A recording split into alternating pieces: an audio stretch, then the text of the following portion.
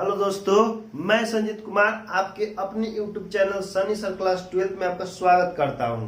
तो आज हम लोग पढ़ेंगे फिजिक्स का बहुत बहुत बहुत ही इंटरेस्टिंग टॉपिक, जिससे एग्जाम में आपका कम से कम 3 नंबर का क्वेश्चन एग्जाम में आता है। एकदम हर साल जो है ई में से पक्का 2 नंबर के 3 नंबर के आता ही है। तो चलिए हम लोग स्टार्ट करते हैं। तो पहला टॉपिक जो आपका है आपके सामने है। पहला टॉपिक है आपका कूलम्ब के नियम का सदिश रूप में निरूपण करना है। तो भाई सदिश के रूप में इसको काहे निरूपण करना है? तो कारण क्या है कि हम लोग जानते हैं कि कूलम्ब जो है वो अपना एगो नियम दिए थे और नियम के द्वारा दो आवेशों के बीच में लगने वाला बल निकाले थे। और दो आवेशों के बीच में लगने वाला बल कितना होता है? तो F बराबर 1/4 pi epsilon note Q1 into Q2 बटा में R स्क्वायर। दो आवेशों के बीच में लगने वाला बल है। और जो बल जो होता है वो सदिश राशि होता है। लेकिन देखिए तो फॉर्मूला में कहीं आपको वेक्टर दिखाई दे रहा है सदिश रूप है? नहीं दिख रहा है ना सदिश ना।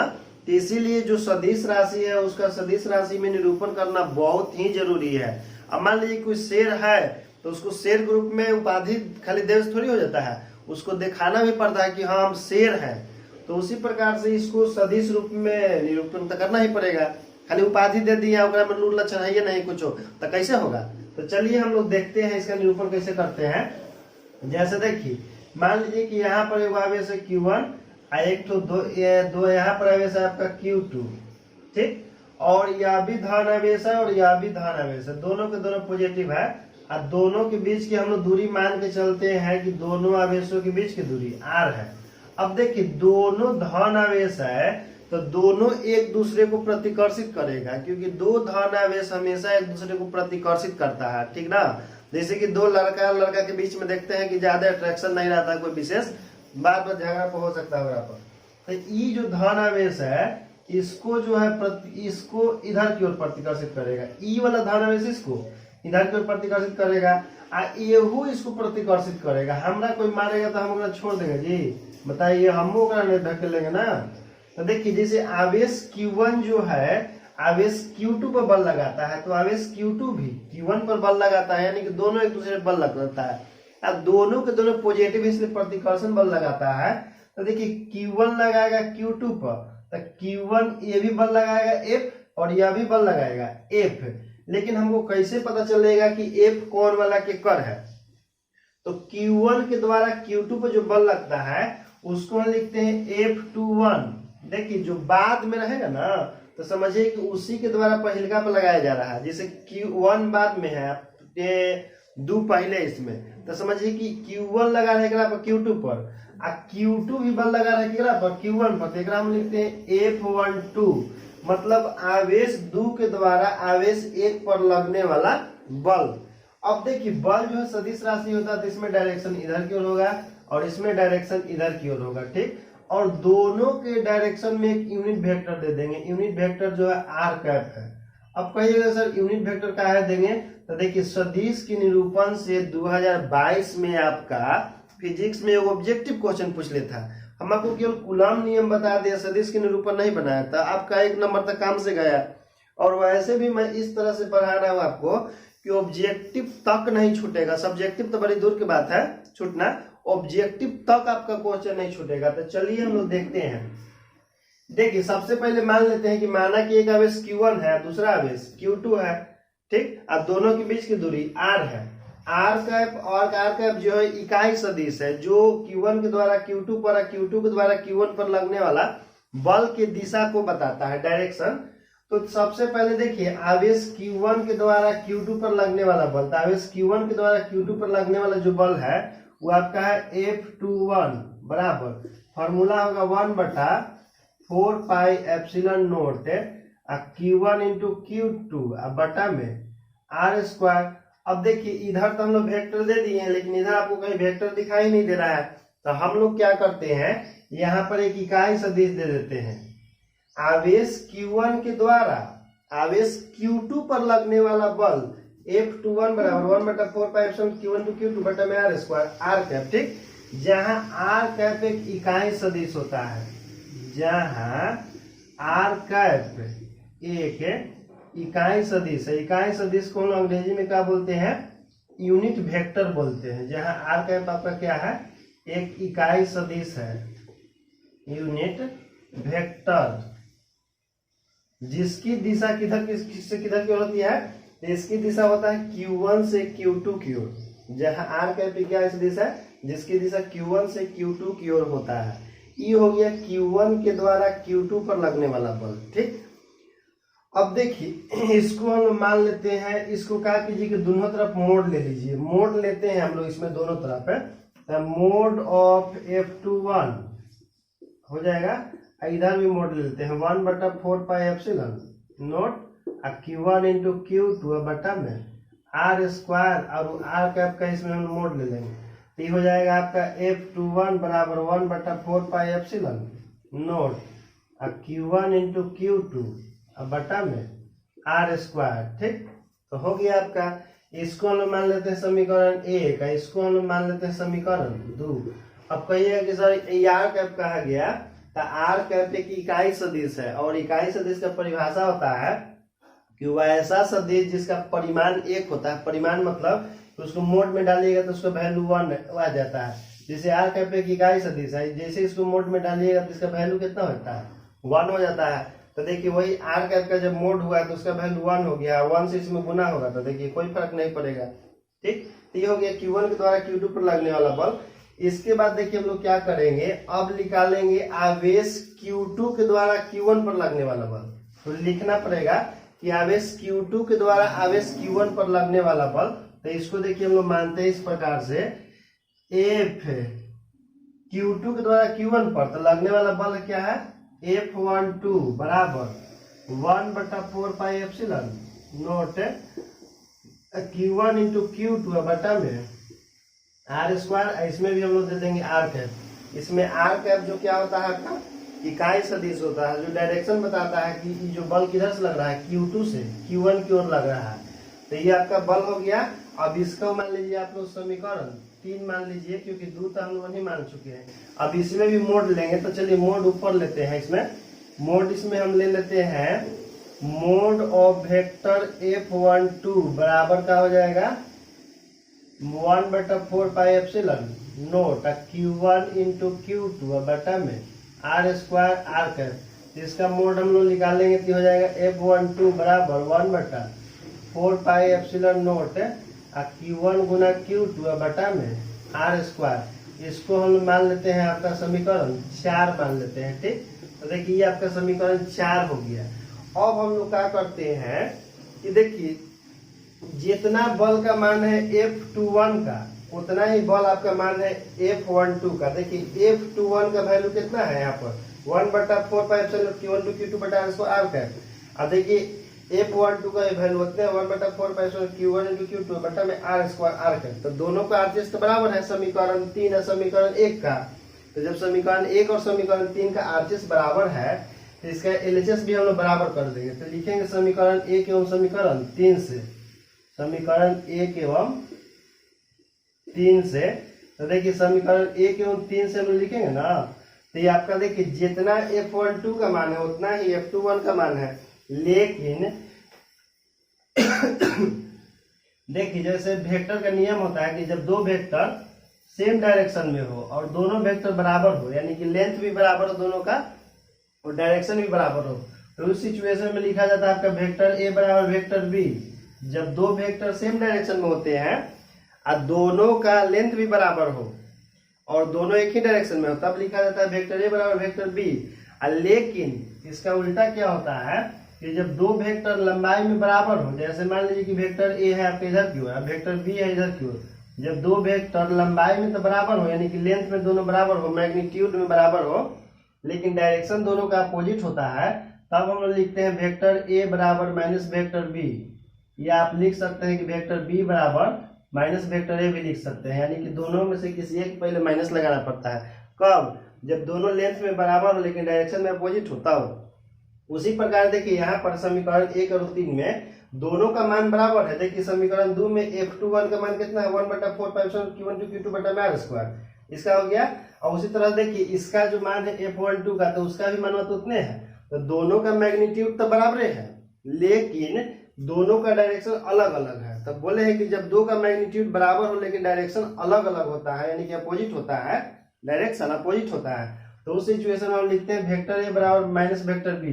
तो देखिए तो F12 का जो वैल्यू है F21 के अपोजिट है कि नहीं, तो समीकरण 1 एवं 3 से हम लोग क्या लिखेंगे, वेक्टर F21 बराबर माइनस वेक्टर F12।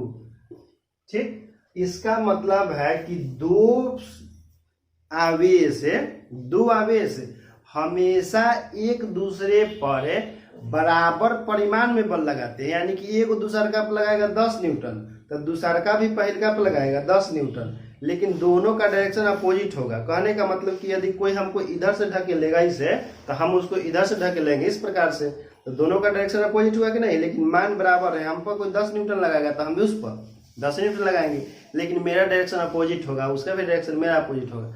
तो जब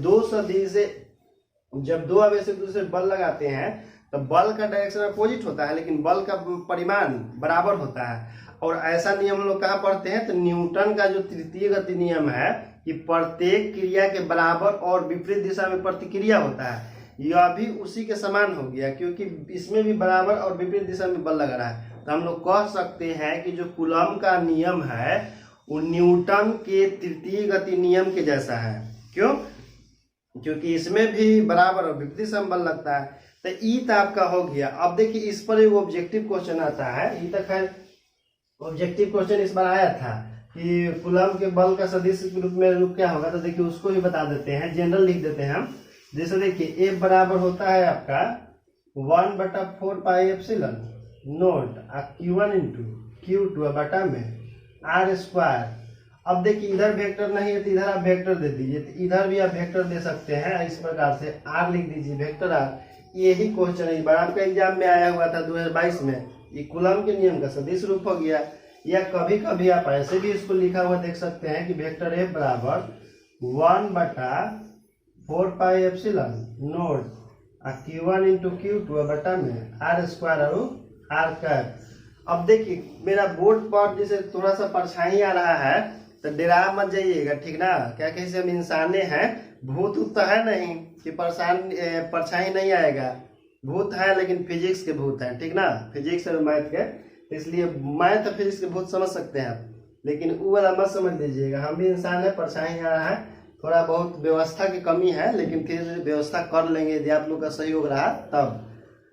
क्योंकि हम स्टूडियो में वीडियो नहीं बना रहे हैं, स्टूडियो में वीडियो बनाते हैं लेकिन संडे है तो घर पर बना रहे हैं, तो इसलिए थोड़ा घर पर व्यवस्था कमी है, तो आप लोग थोड़ा सहयोग कीजिए इसमें, और ज़्यादा दिक्कत है नहीं इसमें। चलिए इसके बाद आप लोग देखिए, इसके बाद हम पढ़ाते हैं एक और इससे नोट होता है। अब देखिए जितना मान था आपका F12 का उतना ही मान हुआ था F21 का, ठीक। जितना F12 का मान आया था इतना ही F21 का मान आया था, तो इसको इन्हें भेज दीजिए गुना में F12 बटा में F21, तो क्या हो जाएगा, यहाँ पर एक बचेगा नीचे में एक। तो कहने का मतलब है कि दो आवेशों के बीच में जो लगने वाला बल का अनुपात होता है वो हमेशा 1:1 के बराबर होता है। दो आवेशों के बीच में लगने वाला बल का जो अनुपात होता है वो हमेशा 1:1 के बीच 1:1 होता है, क्योंकि दोनों आवेश एक दूसरे पर बराबर बल लगाते हैं, इसलिए अनुपात हमेशा 1:1 आएगा। तो लगता है कि आप ये समझ गए होंगे। इसके बाद देखिए हम अगला टॉपिक देखते हैं आपके लिए। अगला टॉपिक जो है आपका अध्यारोपण का सिद्धांत। कौन सी है आपका, अध्यारोपण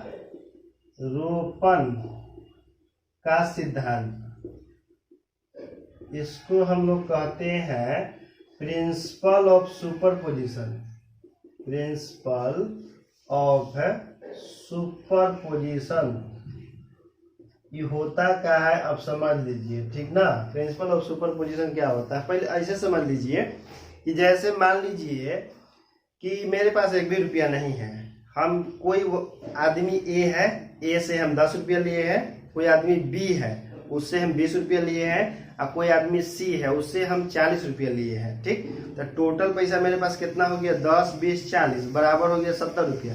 लेकिन 70 रुपया कैसे आएगा भाई, तो तीनों के द्वारा दिए गए पैसा को हम लोग जोड़ देंगे, जितना तीनों दिया उसको क्या कर देंगे, हम ऐड कर देंगे, तो मेरे पास टोटल पैसा निकल जाएगा 70 रुपया। तो 70 रुपया आया कैसे, तो तीनों के द्वारा दिए गए पैसा को जोड़ने से। तो तो उसी प्रकार से मान लीजिए कि यहाँ पर एक आवेश है Q और इसके बगल में कोई बिंदु आवेश है Q1। आई इस पर बल लगा रहा है कितना, F1 लगा रहा है, मान के चलते हैं। कोई यहाँ पर मान लीजिए कि आवेश है Q2, आई इस पर बल लगा रहा है, मान लीजिए कि F2। अब कोई यहाँ पर आवेश है, मान लेते हैं कि यह आपका Q3, आई यहाँ पर बल लगा रहा है कितना, F3। इसी प्रकार से मान लीजिए कि इसके पास बहुत सारा अगल बगल में आवेश है, बिंदु आवेश। ठीक, ये मान लीजिए कि दूरिया R1 पर है, ये वाला मान लीजिए कि दूरी R2 पर है, ये वाला दूरी मान लीजिए कि R3 पर है। तो जब किसी एक आवेश के अगल बगल में, जब किसी एक आवेश के अगल बगल में बहुत सारा बिंदु आवेश होता है, जब किसी एक आवेश के अगल बगल में बहुत सारा बिंदु आवेश होता है, तो उस आवेश पर लगने वाला कुल बल का मान, तो उस आवेश पर लगने वाला कुल बल का मान सभी आवेशों के द्वारा लगाए गए बलों के सदिश योगफल के बराबर होता है। जैसे कि इस पर एक बल लगा रहा है F1, एक बल लगा रहा है F2, एक बल लगा रहा है F3, तो इस पर लगने वाला टोटल बल कितना होगा, वेक्टर F बराबर होगा vector F1 plus vector F2 plus vector F3। समझ गए? तो क्या बोले कि किसी एक आवेश पर अनेक आवेशों के द्वारा लगने वाले बलों का मान, लगने वाले बलों का परिणामी बल का मान सभी आवेशों के द्वारा लगाए गए बलों के सदिश योगफल के बराबर है। जैसे कि मान लीजिए कि आप कहीं पर नाच देखने गए हैं, ठीक, और नाच में बाई जी जो है बीच में नाच रहे हैं और अगल बगल में आदमी है, तो अगल बगल के आदमी का उस पर प्रभाव पड़ रहा है, अगल बगल के आदमी को प्रभाव उस पर पड़ रहा है, तो उस पर टोटल प्रभाव कितना पड़ेगा, तो सभी के द्वारा जो उस पर प्रभाव लगाया जा रहा है, डाला जा रहा है, तो सब के प्रभाव के योगफल के बराबर होगा। तो उसी प्रकार से देखिए बीच में है, इसके अगल बगल में आवेश है, और सब को इस पर प्रभाव डाल रहा है, प्रभाव क्या है, बल है, तो इस पर टोटल प्रभाव कितना होगा, तो सभी के द्वारा लगाए गए प्रभाव के योगफल के बराबर होगा। यहाँ प्रभाव के रूप में क्या है, तो यहाँ पर बल है। ठीक, तो समझ गए? तो समझ गए होगी किसी एक आवेश पर लगने वाला कुल बल का मान या परिणामी बल का मान सभी आवेशों के द्वारा लगाए गए बलों के सदिश योगफल के बराबर होता है। क्लियर? यही कहलाता अध्यारोपण का सिद्धांत। एग्जाम में इतना लिखिएगा तो आपको 3 नंबर या 2 नंबर मिलेगा। ठीक ना? तो ये अध्यारोपण के सिद्धांत अब समझ गए। अब इसके बाद समझ लीजिए अध्यारोपण के सिद्धांत के बाद, इसके बाद है आपका कूलम्ब के नियम का महत्व। कूलम्ब के नियम का महत्व, कि कूलम्ब के नियम का महत्व हमारे दैनिक जीवन में क्या क्या है, क्योंकि देखिए फिजिक्स में हम लोग वही पढ़ते हैं जो हमारे अगल बगल में हो रहा है। तो कूलम्ब के नियम का क्या महत्व है? पहला महत्व समझ लीजिए कि कूलम्ब का नियम जो है हम लोग जानते हैं कि कहाँ काम करता है, तो 2 आवेशों के बीच में काम करता है। 2 आवेशों के बीच में जो बल लगता है उसी बल को हम लोग कूलम्ब बल कहते हैं। अब वो बल आकर्षण हो चाहे प्रतिकर्षण हो, कूलम्ब बल कहलाएगा। तो चलिए एकदम जहां से लगता है वहां शुरू करते हैं। हम लोग जानते हैं कि परमाणु का जो नाभिक होता है धनावेशित होता है, और इसके चारों ओर वृत्ताकार कक्षा होता है जिसमें इलेक्ट्रॉन घूमता है। इलेक्ट्रॉन जो है ऋणावेशित होता है, तो इलेक्ट्रॉन और नाभिक के बीच में आकर्षण बल काम करता है। हम लोग जानते हैं कि 2 आवेशों के बीच में लगने वाला आकर्षण या प्रतिकर्षण बल को कूलम्ब बल कहते हैं। तो पहिलका कूलम्ब बल आपका ऐसे लग रहा है, इलेक्ट्रॉन के परमाणु के अंदर नाभिक और इलेक्ट्रॉन के बीच में आपका कूलम्ब बल काम करता है।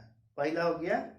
दूसरा इसका है कि कूलम्ब बल जो है परमाणुओं को आपस में बांध करके अणु बनाता है। जैसे मान लीजिए कि एक परमाणु ए है और एक परमाणु बी है, ये दोनों को आपस में बांध के जब बनेगा तो ए भी बनेगा, तो ए भी आपका एक अणु होगा। कैसे? तो देख लीजिए, समझ लीजिए। जैसे मान लीजिए कि सोडियम है, धनायन है, ये क्लोरीन है, ऋणायन है। सोडियम जो है धनायन है, क्लोरीन ऋणायन है, तो ये दोनों एक दूसरे को आकर्षित करेगा, आकर्षित करके चिपक जाएगा, चिपक के क्या बन जाएगा, NaCl। ठीक, तो सोडियम आपका आयन के रूप में था, क्लोरीन भी आयन के रूप में था, दोनों मिलके क्या बना दिया, NaCl। NaCl आपका यौगिक है, यौगिक मतलब अणु। तो हम लोग कह सकते हैं कि कूलम्ब बल जो है परमाणुओं को आपस में बांध करके उसको अणु बना देता है। ठीक, कूलम्ब बल परमाणुओं को आपस में बांध करके अणु बना देता है। जैसे कि पंडित जी होते हैं, पंडित जी क्या करते हैं, 2 के विवाह करके ओकर घर बसा देते हैं। बसाते हैं कि नहीं? बिल्कुल बसाते हैं। तो उसी तरह से कूलम्ब बल क्या करता है कि एगो धनायन ऋणायन को मिलाकर क्या बनाता है, NaCl बना देता है। तो कूलम्ब बल का दूसरा महत्व हो गया कि कूलम्ब बल जो है परमाणुओं को आपस में बांध करके अणु बनाता है। इसके बाद देखिए तीसरा बल है कि कूलम्ब बल जो है आपका, तो परमाणु, अणु और आयन को आपस में बांध करके ठोस या द्रव बनाता है। कूलम्ब बल परमाणु या अणु को आपस में बांध करके ठोस या द्रव बनाता है। यदि दो कणों के बीच में लगने वाला कूलम्ब बल बहुत ज्यादा होगा तो वो ठोस होता है। ठोस मतलब एक दूसरे में एकदम कठोरता से चिपका हुआ रहता है। और ये दो अणुओं के बीच में लगने वाला बल का मान कम होता है तो आपका द्रव रूप में पाया जाता है। तो कोई भी पदार्थ ठोस या द्रव किस कारण से होते हैं, तो कूलम्ब बल के कारण होता है। जिसके में कूलम्ब बल बहुत ज्यादा स्ट्रांग होता है वो आपका ठोस हो जाता है। जिसमें कूलम्ब बल थोड़ा वीक होता है, वो थोड़ा दूर दूर रहता है, तो उसमें गैप रहता है। द्रव में तो इतना गैप होता है कि हम लोग अपना हाथ घुसा सकते हैं, हाथ का खुद देह में घुसा सकते हैं, जैसे गंगा जी के पानी, समझ ही रहे, पूरा उनका शरीर घुस जाता है क्योंकि उसके कणों के बीच में गैप होता है। अब दीवार में नहीं घुस सकते हैं क्योंकि दीवार में दो कणों के बीच में गैप होवे नहीं करता कि आप घुसिएगा उंगली घुसाने पर। इसके बाद देखिए तीसरा जो है आपका कि कूलम्ब का जो नियम होता है वो अलग अलग आवेशों पर भी काम करता है। जैसे कि मान लीजिए कि यहाँ पर आपका आवेश है वो, जैसे यहाँ है मान लीजिए Q1, यहाँ पर है Q2 और यहाँ पर है Q3, यहाँ पर है Q4। तो इस सब के बीच में भी कूलम्ब बल काम करता है। ये सब भी ये सब के आपस में भी कूलम्ब बल काम करेगा, इसके और इसके बीच में भी काम करेगा। तो कूलम्ब बल जो है विपरीत आवेशों पर भी लगता है, यानी कि किसी आवेश के अगल बगल में यदि बहुत सारा आवेश हो तो सब के बल बीच में भी कूलम्ब बल लगता है। जैसे कैसे हम लोग कहीं जाते हैं घूमने मेला उला में, तो देखते हैं ना, वो हमको देखता है, हम ओकरा देखते हैं, फिर वो ओकरा देखता है, वो देखता है, सब एक दूसरे को देखता है, यानी कि सब एक दूसरे पर कुछ ना कुछ बल जरूर लगाता है। जैसे कि इसमें है तो कूलम्ब बल विपरीत आवेशों के बीच में भी लगता है। फिर अगला गुण है कि कूलम्ब बल जो दो आवेशों के बीच में भी लगता है। जैसे एक आवेश Q1 है, एक आवेश Q2 है, ठीक। तो अगला गुण हो गया कि कूलम्ब बल दो आवेशों के बीच में भी लगता है और बहुत सारा आवेश होगा तो उसके बीच में भी लगता है।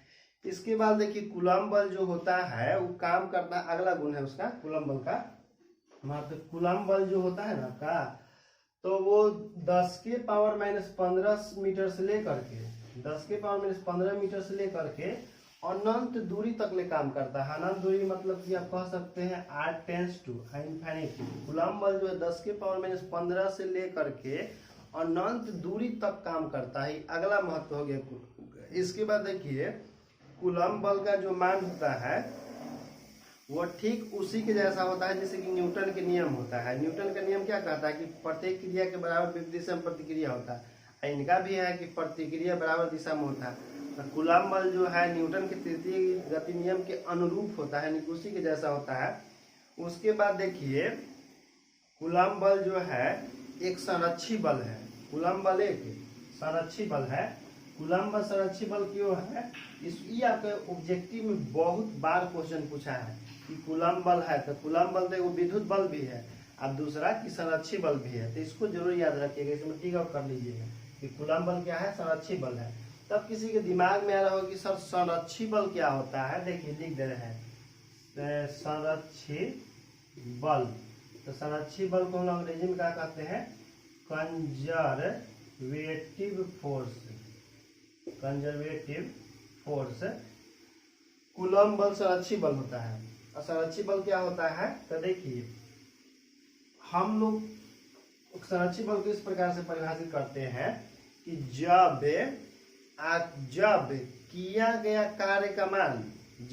गया कार्य का मान वस्तु के केवल प्रारंभिक स्थिति और अंतिम स्थिति पर निर्भर करता है। जब किया गया कार्य का मान वस्तु की केवल प्रारंभिक स्थिति और अंतिम स्थिति पर निर्भर करता है, पथ पर नहीं निर्भर करता है कि किस रास्ते से होकर के आया है, तब उस स्थिति में बल को हम लोग संरक्षी बल कहते हैं। जैसे मान लीजिए कि यहाँ पर कोई आवेश Q है और यहाँ पर एक आवेश स्मॉल q है। ये आवेश इसके दम डायरेक्ट जैसे पहुंच जाता है। तो मान लेते हैं कि किया गया कार्य का मान W है। ये आवेश मान लीजिए कि ऐसे करके पहुंचता है अभी तक, किया गया कार्य का मान W है, W2 है। मान लीजिए कि एकदम ऐसे घूम के दम पहुंचा है तो किया गया कार्य का मान W3 है। अब हमको बाद में पता चला कि जितना W1 का मान है उतना ही W2 का मान है, उतना ही W3 का मान है। लेकिन फर्क क्या है कि देखिए इसमें वो टेढ़ा मेढ़ा रास्ता से गया है, इसमें सीधे गया है, इसमें और टेढ़ा मेढ़ा गया। लेकिन प्रत्येक स्थिति में किया गया कार्य का मान क्या आया, बराबर आया। यदि ई 10 जूल होगा तो यहू 10 जूल, तो यहू 10 जूल। तो ऐसा स्थिति में कि जब किया गया कार्य का मान रास्ता पर निर्भर नहीं करता है, वो केवल इस बात पर निर्भर करता है कि वो कहाँ से स्टार्ट किया है और कहाँ पर गया है, कहाँ से शुरू किया है और कहाँ पर गया है। यानी कि ये हो गया प्रारंभिक स्थिति, यही वाला हो गया अंतिम स्थिति। तो जब किया गया कार्य का मान पथ पर निर्भर नहीं करता है कि किस प्रकार के रास्ता से गया है, वो केवल उसके प्रारंभिक स्थिति और अंतिम स्थिति पर निर्भर करता है, तब इस स्थिति में हम लोग बल को संरक्षी बल कहते हैं। विद्युत बल भी आपका इसी प्रकार का बल है। संरक्षी बल एक और होता है, उसका भी नाम बता रहे हैं। गुरुत्वाकर्षण बल भी आपका संरक्षी बल होता है, याद रखिएगा। विद्युत बल तो संरक्षी बल ही है, जिसको हम लोग कूलम बल के नाम से जानते हैं, और एक गुरुत्वाकर्षण बल भी आपका संरक्षी बल होता है। तो इसको ध्यान रखिएगा। ये भी समझ गए, संरक्षी बल भी समझ गए। यदि नहीं समझे होंगे तो कमेंट कीजिएगा, अगला वीडियो में फिर से एक बार कोशिश करेंगे समझाने की। लेकिन इतना अच्छा समझाएं कि हमको विश्वास है कि आप समझ गए होंगे। नहीं तो एक बार फिर सुन लीजिए कि जब किया गया कार्य का मान केवल वस्तु के प्रारंभिक स्थिति और अंतिम स्थिति पर निर्भर करता है, वो पथ पर निर्भर नहीं करता है, तो इस स्थिति में बल को हम लोग क्या कहते हैं, संरक्षी बल कहते हैं। इसके बाद देखिए क्या है कि संरक्षी बल तो हो गया। इसके बाद जो कूलम बल जो होता है अध्यारोपण के सिद्धांत का भी पालन करता है। कूलम बल अध्यारोपण के सिद्धांत का भी पालन करता है। एक और जान लीजिए, कूलम बल जो है आपका केंद्रीय बल है। कूलम बल क्या है, केंद्रीय बल है। तो कहिए सर केंद्रीय बल क्या होता है, पूछना जायज है। यदि क्वेश्चन आप नहीं पूछेंगे तो सीखेंगे कैसे। तो देखिए जैसे मान लीजिए कि यहाँ पर एक आवेश है Q1 और यहाँ पर एक आवेश है Q2, आज जो बल लगता है दोनों के बीच में, तो दोनों आवेशों को जो मिलाने वाला लाइन है ना, तो इसी लाइन के अनुदिश लगता है, या तो इधर की ओर लगे या तो इधर की ओर लगे। तो केंद्रीय बल के पहले परिभाषा जान लीजिए कि जब दो वस्तु या दो आवेशों के बीच लगने वाला बल का मान दोनों को मिलाने वाली रेखा के अनुदिश होती है, यानी कि जिस लाइन पर दोनों स्थित होते हैं बल उसी लाइन पर लगता है, या तो इधर की ओर लगे या तो इधर की ओर लगे। तो जब दो वस्तुओं के बीच में लगने वाला बल का मान दोनों को मिलाने वाली रेखा के अनुदिश काम करता है, या तो इधर की ओर या तो इधर की ओर, तब जाके हम इस बल को केंद्रीय बल कहते हैं। बहुत बार स्टूडेंट गलत समझ लेते हैं कि केंद्रीय बल का मतलब होता है कि जो केंद्र में काम करता है उसको केंद्रीय बल कहते हैं। हम आपको पिछला वीडियो में बताए हैं कि जो परमाणु के नाभिक में काम करता है, यानी कि जो परमाणु के केंद्र में बल काम करता है, उस बल को हम लोग केंद्रीय बल नहीं कहते हैं, उस बल को हम लोग नाभिकीय बल कहते हैं। तो केंद्रीय बल मतलब ये मत समझ लीजिएगा कि जो केंद्र में काम करता है उसको केंद्रीय बल कहते हैं। जो केंद्र में काम करता है उसको तो हम लोग नाभिकीय बल कहते हैं, ठीक ना। जो केंद्र में काम करता है उसको हम लोग नाभिकीय बल कहते हैं। और नाभिकीय बल प्रकृति में सभी बलों का बाप है, ग्रैंडफादर है, दादा भी कह सकते हैं। तो केंद्रीय बल क्या है, तो जब दो आवेशों के बीच लगने वाला बल का मान दोनों आवेशों को मिलाने वाली रेखा के अनुरूप काम करता है या लगता है, तो इस बल को हम लोग केंद्रीय बल कहते हैं। तो आपका जो कूलम बल है वो रेखा के अनुरूप काम करता है, इधर की ओर या इधर की ओर, तो ये तो केंद्रीय बल हो गया कूलम बल आपका। और एक और होता है कि जो गुरुत्वाकर्षण बल होता है, जैसे यहाँ पर मान लीजिए कि M1 द्रव्यमान की वस्तु है और यहाँ पर M2 है, और दोनों के बीच की दूरी कितना है, r है, तो इसके बीच जो गुरुत्वाकर्षण बल काम करता है यह दोनों को मिलाने वाली रेखा के अनुरूप ही काम करता है। तो यहाँ पर आपका गुरुत्वाकर्षण बल भी क्या होता है, केंद्रीय बल होता है, ठीक। तो ये अभी आप समझ गए कि केंद्रीय बल क्या होता है, कि जब दोनों को मिलाने वाली रेखा के अनुरूप ही काम करता है तो उसको केंद्रीय बल कहते हैं। तो ये आपका हो गया केंद्रीय बल के बारे में। तो ये कूलम के नियम का महत्व समाप्त हो गया। इस सब का PDF हम आपको अपलोड करेंगे लास्ट में, जब ये चैप्टर खत्म होगा तो इसका पूरा PDF हम आपको प्रोवाइड करेंगे, क्योंकि हम चाहते हैं कि आप एक बेहतर स्टूडेंट बने और बेहतर तैयारी करें। अब देखिए कूलम बल का कुछ सीमा है, कूलम बल का कुछ सीमा है। तो कूलम बल का सीमा क्या होता है कि कूलम बल जो होता है 10⁻⁻15 मीटर से कम दूरी पर काम नहीं करता है। हम लोग जानते हैं कि जो परमाणु के नाभिक का आकार होता है, परमाणु के नाभिक का आकार होता है वो होता है 10⁻⁻15 मीटर होता है। तो परमाणु के अंदर प्रोटॉन होता है, प्रोटॉन न्यूट्रॉन भी होता है, ठीक। तो 10 कूलम्ब बल का पहला आपका सीमा क्या है कि 10 के पावर माइनस 15 मीटर से कम दूरी पर आपका कूलम्ब बल काम नहीं करेगा। 10 के पावर माइनस 15 कहने का मतलब है कि 10 के पावर माइनस 16 मीटर पर भी काम नहीं करेगा आपका, क्योंकि उससे भी छोटा ई वाला है। 10 के पावर माइनस 17 पर भी आपका कूलम्ब बल काम नहीं करेगा। 10 के पावर माइनस 18 पर भी कूलम्ब बल आपका काम नहीं करेगा, क्योंकि ये सब उससे भी छोटा है। तो कूलम्ब बल जो है 10 के पावर माइनस 15 मीटर से कम दूरी पर काम नहीं करता है, हमेशा 10 के पावर माइनस 15 मीटर से ज्यादा दूरी पर काम करता है। 10 के पावर माइनस 15 से ज्यादा कहने का मतलब है कि 10 के पावर माइनस 14 मीटर पर आपका कूलम्ब बल काम करेगा। 10 के पावर माइनस 13 मीटर पर भी आपका कूलम्ब बल काम करेगा। 10 के पावर माइनस 12 पर भी काम करेगा। 10 के पावर माइनस 15 तक भी काम करेगा। लेकिन 10 के पावर माइनस 15 मीटर से कम दूरी पर आपका कूलम्ब बल कभी भी काम नहीं करेगा। तो ये भी आप समझ गए होंगे। और फिर भी डाउट रहे तो आप कमेंट कीजिए, क्योंकि हम आपको पढ़ाने के लिए आए हैं, साल भर दम वादा किए हैं। इसके बाद देखिए क्या है कि जो कूलम्ब बल होता है वो केवल स्थिर आवेशों पर लगता है, यानी कि जब तक दो आवेश स्थिर है तब तक कूलम्ब बल लगेगा।